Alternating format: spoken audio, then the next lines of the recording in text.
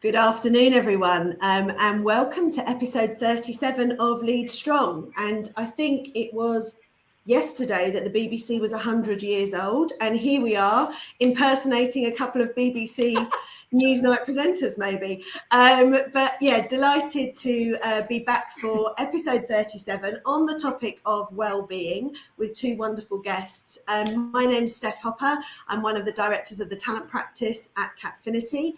And I'm joined in person by my co-host, Celine, today, who will introduce herself in a second. A few words on Capfinity. We're a global business based in various UK locations, US locations, and Sydney, Australia, and Dublin as well. I mustn't forget Dublin. And we've been helping organisations to find candidates, develop their employees, and transform their businesses around our USP of strengths-based development and assessment for over 16 years now. Celine and I head up the talent practice together, and there we support organisations to identify and develop their talent from early careers right the way through to the top of their organisations. So welcome, Celine. Nice to be sat next to you. It is, and it is ironic, isn't it? The topic is well-being. And it is good for my well-being to be in person with Steph, finally. Only taken us 37 episodes. But yeah, lovely to see everyone again. Good morning, good afternoon, or good evening, depending on where you're dialing in from. So we are joined today by two wonderful guests, as I say, to talk about the topic of well-being. And I think we should get them to introduce themselves. So let's start with Anna. Hi, Anna. Welcome to Lead Strong. If you introduce yourself to our audience and maybe share a little bit about why the topic of leadership is so interesting to you. Definitely. So hi, everyone. Lovely to be here. Thanks for the invite, Celine and Steph. So in terms of my background, after a very brief stint in investment banking, I've spent the last few decades really helping either organisations, individuals or teams to be more effective. And by background, I'm a psychologist, and I've always worked in the application of that in the workplace. So I've worked at large organisations such as M&S, where I am now. And I also spent a number of years at Barclays Capital. That was in 2008 when that financial crisis was happening. So the leaders needed a lot of development and support at that time. I've also worked the other side of the fence, your side of the fence. So I've been in talent consultancy as well. And then I spent a number of years working as an independent consultant by myself as well. And I think my interest in leadership, I can really sum up with a story from yesterday. So I was running a leadership development program, had sort of 20 high potential leaders in the room. And we asked them, how many remarkable leaders do they know? And it wasn't a junior audience. They had kind of like 15 to 20 years work experience among them. And a couple of people said 4 or 5, but the majority of people in the room said 1 or 2. So despite everything we know about leadership, things like this podcast, all the research, for me, I think there's so many leaders that are still not showing up in the way that they could or should in the workplace. Politicians, anyone. It's maybe a story for another time. But really, for me, that's my fascination, or my obsession almost, is why does that happen? Why do people not show up in the way that they can? And I think really learning and development has got a massive role to play in game changing that and helping people really access and release that potential to make them into the better leaders that, like, we all know they can be. Love that. Yeah, and what a brilliant story. And like you say, fresh off the press, hot off the press yesterday. Yeah, really powerful stuff. Thank you, Anna. And Jane, welcome to you too. And perhaps if you could do the same, introduce yourself and why leadership is so interesting to you. Thank you. Yeah, thank you. And lovely to see all of you fabulous women and everybody who's bothered to tune in to hear our stories. Thank you very much. My background, I'm now head of inclusion and wellbeing, which again is a really interesting cocktail and combination, which we're increasingly seeing at the British Standards Institution. My background was people, and I didn't realise that it was people until I kind of reflected on my career when I've done things such as these. So I started off in customer service, working for British Airways, where I ended up running Terminal 3 for BA, moved into L&D and HR, and from that space was running technical training as well as professional and personal development. And from there, I moved overseas and I lived in Malta for 12 years, where I worked as a consultant, but in the people space. But for a while, I actually deviated, and I had my own TV show for 3 or 4 years where I was chatting to, it was a chat show, speaking to women of influence and impact, because really we needed to hear their stories because it's quite a patriarchal society. Came back to the UK and moved back into people development as well. I also did my master's in positive psychology along with Alex Linley, not at the same time, from CAP. So that really ignited that piece about well-being for me. And what I've seen throughout my career is there's so many different ways to work with people, and people being the cornerstone, obviously, of success. In terms of how I feel leadership, what I feel about leadership is it's still seen as, and to Anna's point, it's still seen as a hierarchical game, I feel.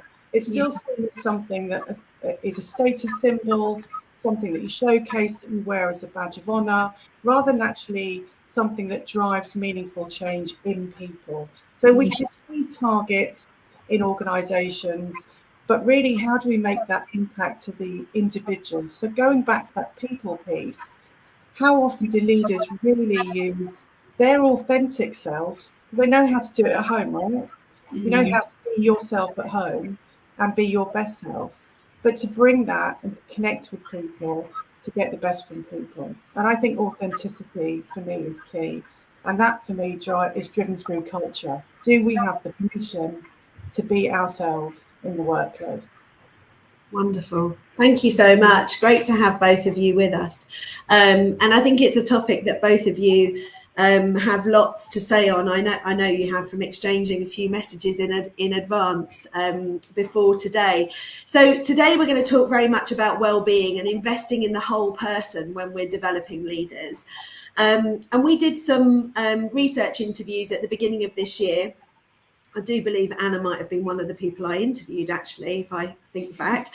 And we were looking at some of the future trends that were on the horizon. And one insight was maybe an obvious one now, but that was hybrid working was here to stay. We still all weren't sure really at the beginning of 21. And now it seems so obvious, doesn't it, that 12 months later, yes, it's definitely here to stay. The second was, though, that well-being is crucial, but really controversial to implement. And there was lots of stories from across different organisations about how well-being was on people's people agenda now within organisations, but the struggle was to integrate it into working hours. And there was a real variety in terms of reactions to that. Some people saying, well, I don't really think it's the organisation's responsibility to worry about my well-being, and others saying this has to be a primary focus. So, you know, we know that all of us have been in those days where we're on Zoom or Teams all day, and it doesn't feel maybe like it serves our well-being. So there's still something to think about around digital fatigue, I think.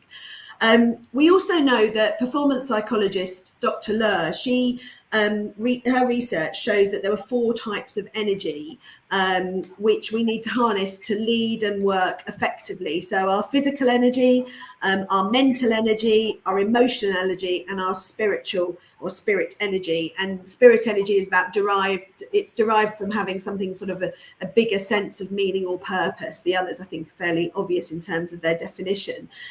And there's lots of studies that show our physical and our psychological well-being can't be considered in isolation. And I think sometimes organisations fall into the trap of doing those two things separately, and that's maybe where some of the challenges are.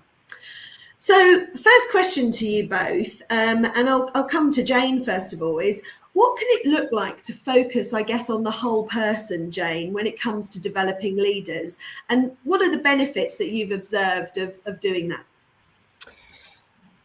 It's a really interesting question. And to your point about physical and psychological well-being being one component part, we're in our role, we're trying to define the difference between what sits with health and safety, for instance, what sits in reward, what sits in well-being, to divide up those camps. And then inclusion comes into that as well. So how do each of these component parts dovetail into each other? When we're looking at the whole person, for me, it's that key piece about authenticity again, which is how we're connecting with those people. There's the doing piece and there's the being piece. And very often the being as a leader, and and really wanting and desiring to improve the psychological or physical well-being of your colleagues and your team members is the key part. So what do you really want to do? Is that something that is generated from inside you? And you can only do that if you understand the best of yourself. One of my favourite models on well-being is Martin Seligman, who started positive psychology. And he talks about the PERMA model of well-being. And that is improving positive emotions, engagement, relationships with others, meaning, and a sense of accomplishment. Now, if you look at that as a golden thread through everything you do, instead of a pillar of activity, like setting up wellbeing webinars, then that should really influence the engagement that you have with your team members. So are you improving their positive emotion by what you're asking them to do? Are they getting a sense of meaning from the work type they're doing?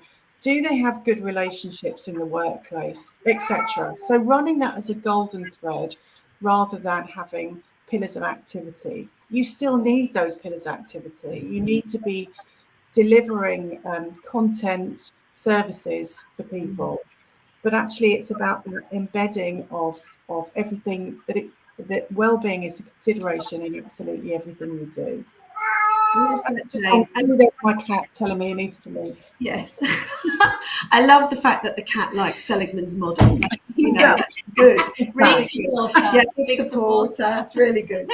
Thank you very much, Jane. Anna, what about you? What are your thoughts on this focus on developing the whole person?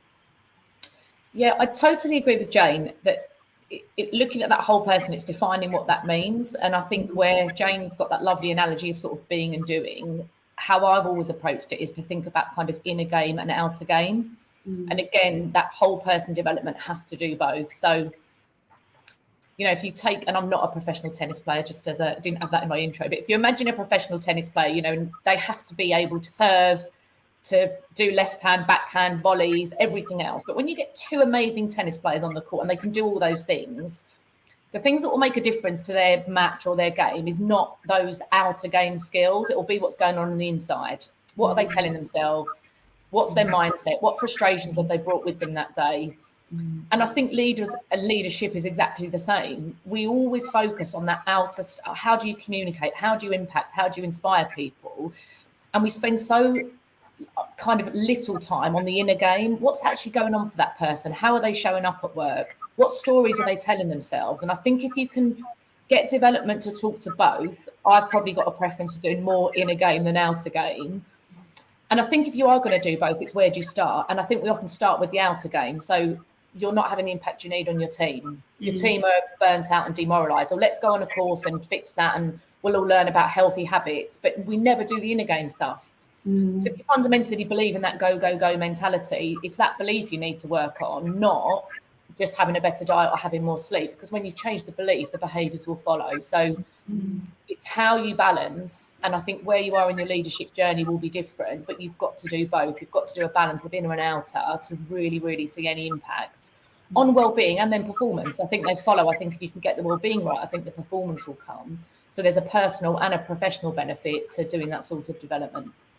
So in terms of, go on, Jane, carry on. I was going to say there's some real simple shortcuts to that, which is, really truly listening, asking the questions and really understanding your team. And as you were saying, Anna, earlier about that, how many leadership courses do you go on that talks about the value of listening and effective communication? But really listening and really understanding what's different to each one of your team members, building that trust through who you are as an individual reaps so many benefits, because even when we look at the PERMA model, some people want more meaning in their life, in their work. Some people want better relationships. It's not one size fits all well-being. And very often we just see this as a place we want to escape away from by running webinars or delivering self-care packages as well. And what I mean by self-care is, you have the EAP provider or you have a webinar, but it's then giving that to your colleagues and your team members and asking them to go and approach their own well-being rather than actually really supporting managing that yourself. It's almost handing that responsibility over to the individual. Definitely. I remember when I was interviewing people for the white paper, there was one leader I interviewed from an investment bank, and they put on loads of stuff that you could access virtually, but it was causing her quite a lot of distress because she just didn't feel it was doing anything for her and her team, who felt so stretched, so under-resourced. It was almost an insult that all those things were made available and she couldn't actually engage with them. It kind of made the whole thing worse. It's a tough one, isn't it? Really tough. Yeah, not kind of tackling actually the core issue. Yeah, what's the problem?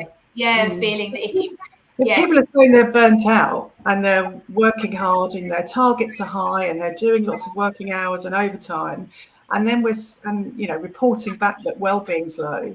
And then you say, well, here's a webinar, here's an EAP provider. It is almost an insult, isn't it?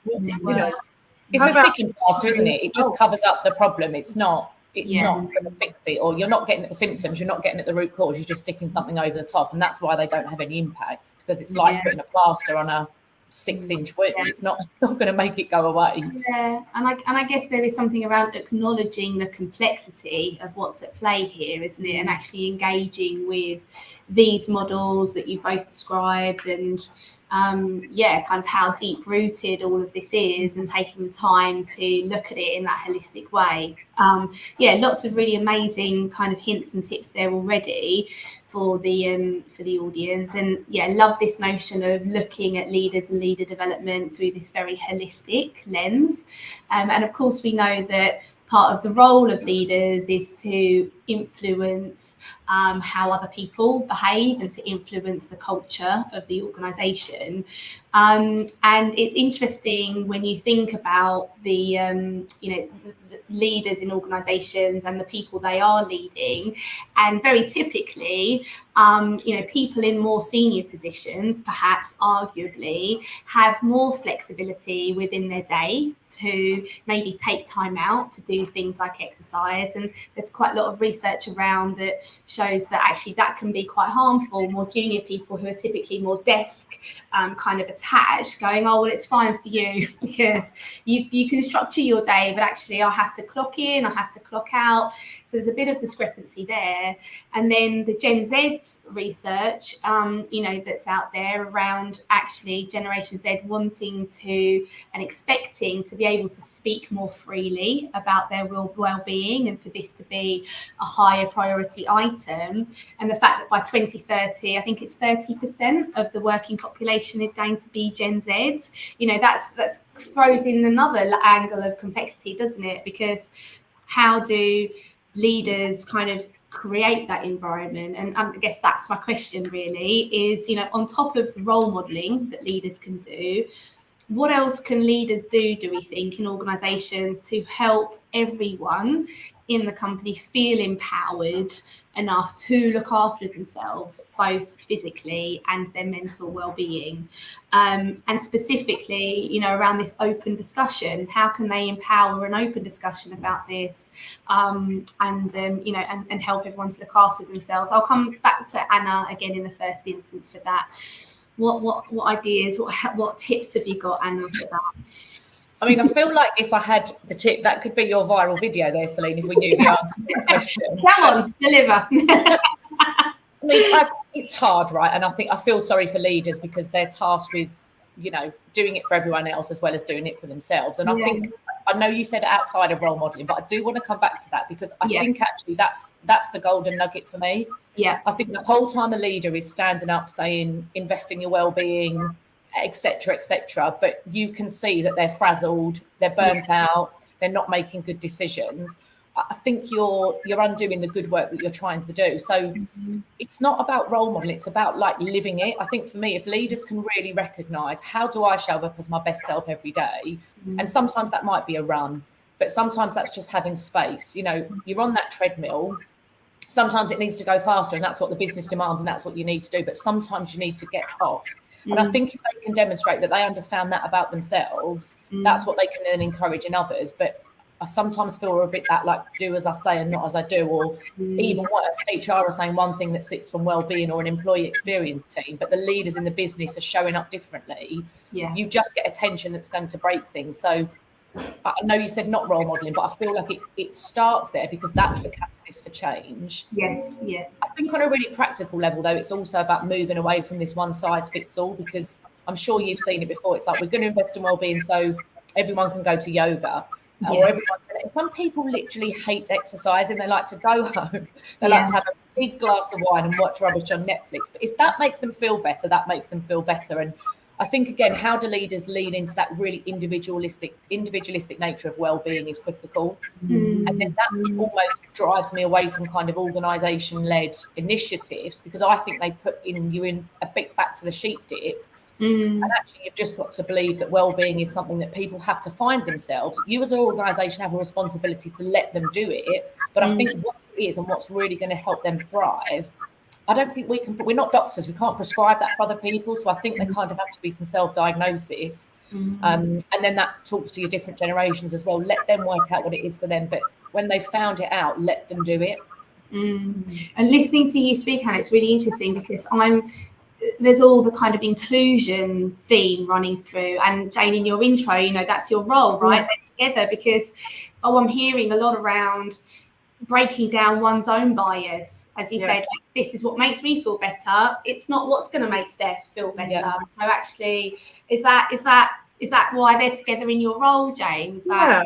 Absolutely. And I was thinking exactly that. And as Anna was talking about that, how do you show up and how are you an ally for others? And a really good example of that is to break down those gender stereotypes. If you're a male manager, you can at 3:30 stand up and loudly depart the building and say, I'm off to take my daughter to the dentist, or I'm going to do the football run, or whatever it is. But actually that allyship of promoting behaviours that other people feel shy about talking about in the workplace for fear of what that might mean. And actually it's really detrimental to your well-being if you can't do these things. But if you're showcasing that and saying that's okay, it's really important. The other thing I'd say, and Anna, because Anna spoke to that piece, is the snobbery around well-being. There's a huge amount of snobbery in the research. Much of the research that we do, that we all cite, is done on middle-class white Americans in the States very often. We very rarely go out and understand the well-being status of different socioeconomic backgrounds, of different ethnic minorities. We're a global organisation, for instance, and yet many of our well-being policies get defined and sought from research that's done in the West and from a centre that's in the UK. It really impacts the experience of one of our colleagues in China, who might be in manufacturing, for instance, in another organisation. We talk about leaders. Leaders generally wear white shirts and suits and sit in head office. We talk about home working as though that's accessible for everybody, and that we're now in a state where people can homework. Many workers in an organisation and across the globe aren't afforded that luxury. What does well-being look like for everyone? We think we fixed it with home working, we fix it with webinars, but actually it doesn't speak to people who go to work, literally clock on at 8 o'clock in the morning, have to do 25 hours overtime a week in order to make ends meet. And then we have a financial well-being webinar. Do we understand our people properly? And are we making, to your point earlier, Celine, around, are we making the appropriate decisions and offers for our community, or are we just seeing the people around us? And I suspect a lot of the time, and the wellbeing webinars and seminars and offers that I get are very centred around white-collar workers that actually could access the door of the CEO if they wanted to. Very true. A great discussion, ladies. I wish we had longer. I think, there's lots of richness in what I've heard today. So, I think in summary, as both of you cited different models, there was PERMA, Martin Seligman's lovely model. And I love the way Jane articulated that this should be the golden thread that we embed through everything we're doing, and thinking about all the elements of the PERMA model to help really embed a culture that supports people's well-being. And then Anna's passion for the inner and the outer game. I was thinking of Tim Galway as you were talking about that, Anna. And I was also thinking with the inner game, how we often see that come to life through the virtual reality coaching we do.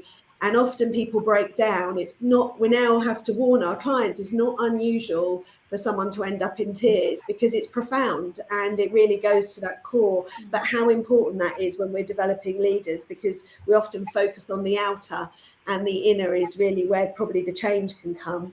And then I just love the whole conversation around, you know, really living it as a role model, and the examples that we used. And I thought that was a great point that you made, Jane, about the research that we cite, which doesn't really reflect underrepresented groups as well, and how then wellbeing policies are often defined off the back of that. And actually, you know, it's really tricky. So I'd just love to come to each of you for a final thought on this subject of developing the whole person. Let me come to Jane first of all. What's your closing comments? We go back to the beginning, which is about really listening. And how do you get that knowledge? How do you understand your organisation? How do you understand your team and the people in your organisation? And what's the root cause? Because well-being is a personal journey, but it is aligned to specific contexts. It's aligned to specific work types. What is it that you can understand to make that difference? So understand before you act. Lovely. And Anna? I think ultimately it, for me, boils down to that when leaders feel better, they'll think better, and then they'll do better. So there's benefit for everyone in that. And in my view, the way to get them to feel better is to focus on that inner game long before you get to the outer game. Because I think if you do, and you can unlock something there, that's where you've got the potential to unleash leadership greatness. And I think organisations and the world arguably need that today, now more than ever. Absolutely. Thank you, Anna. And Celine, your final thoughts?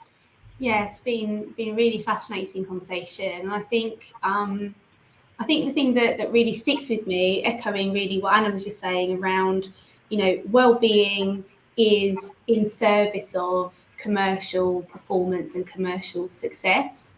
And I think we can all do well by stopping making the distinction between different things. Right? Everything is in tandem, isn't it? And you know, well-being isn't, instead of working hard, you know, you can have a higher well-being and be working really hard. And I think if we can break down some of the myths around this, and yeah, that would be helpful. And then I love, for me, the big thing from this conversation has been around personalization and, you know, the inclusion theme, and well-being meaning different things to different people on multiple levels in terms of who we are, life stage, gender, culture, religion, etc. So that's what I'm really taking away, is that appreciation of the whole person, of the complexity at play. Fantastic. So a big thank you to our guests, Anna and Jane, for joining us today. We'll be back, I think it's in 3 weeks' time, isn't it? And we'll be talking about growth mindset and leaders. So we look forward to seeing you then. Thank you very much. Thank you so much, Bo. Thanks, everyone.